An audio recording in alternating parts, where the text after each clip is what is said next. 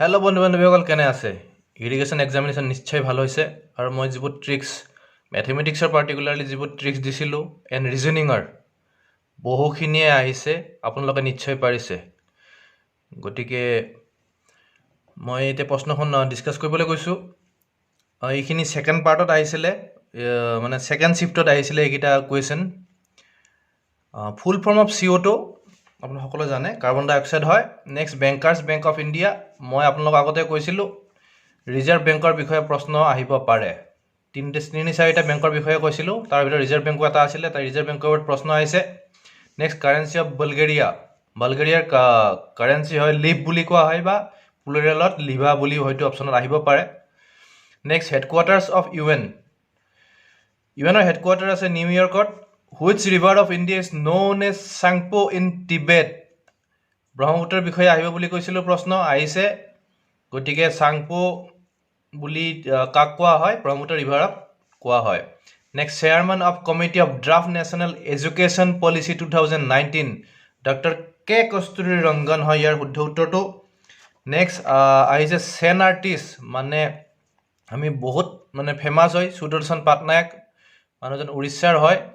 খুবেই ফেমাছ হয় আপোনালোকে হয়তো পাৰিছে উত্তৰটো next how many colours does prism produce when sunlight passes through it গতিকে ইয়াৰ শুদ্ধ উত্তৰটো হ'ব 7 next first sports person to become head of sports ministry হ'ব লাগে গতিকে শুদ্ধ উত্তৰটো হ'ব ৰাজ্যবৰ্ধন সিং ৰাথোৰ নেক্সট দুটা মেথমেটিক্সৰ মানে ৰিজনিঙৰ প্ৰশ্ন আহিছিলে আপোনালোকে নিশ্চয় পাৰিছে বুলি ভাবিছোঁ কাৰণ মোৰ চেনেল যিসকলে চাইছে তেওঁলোকেতো নিশ্চয় পাৰিছে কাৰণ মই এনেকুৱা প্ৰশ্ন ডাইৰেক্ট এনেকুৱা প্ৰশ্ন দিছিলোঁ a boy walk 4 kilometre towards north turn left and walk 3 kilometre find out the direction and distance from the starting point এজন ল'ৰাই 4 কিলোমিটাৰ উত্তৰে গ'ল তাৰপিছত সি বাওঁফালে ঘূৰিলে আৰু 3 কিলোমিটাৰ গ'ল তাৰ অৰিজিনেল মানে পইণ্টৰ পৰা সি কোন দিশত আৰু কিমান দূৰত অৱস্থান কৰিছে গতিকে সেইটো উত্তৰ কৰিবলৈ হ'লে মই এনেকৈ কৈছিলোঁ আপোনালোকক নৰ্থ চাউথ ইষ্ট ৱেষ্ট বনাই ল'ব অতি সহজত তাৰপিছত আপোনালোকে ষ্টাৰ্টিং পইণ্টৰ পৰা উত্তৰ ফালে গতি কৰিলে 4 কিলোমিটাৰ গ'ল তাত বাওঁফালে ঘূৰিলে 3 কিলোমিটাৰ গ'ল গতিকে এই পইণ্টটো লাগে এই পইণ্টটোৰ কাৰণে আপোনালোকে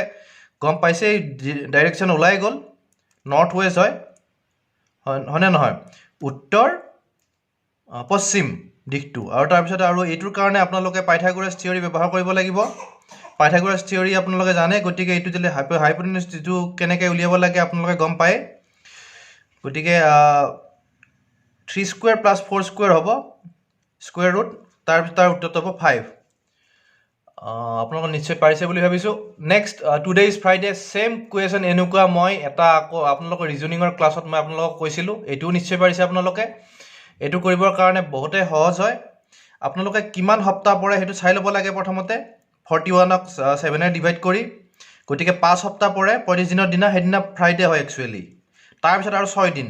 ফ্ৰাইডেৰ পিছত আপোনালোকে 6 দিন হিচাপ কৰি যাব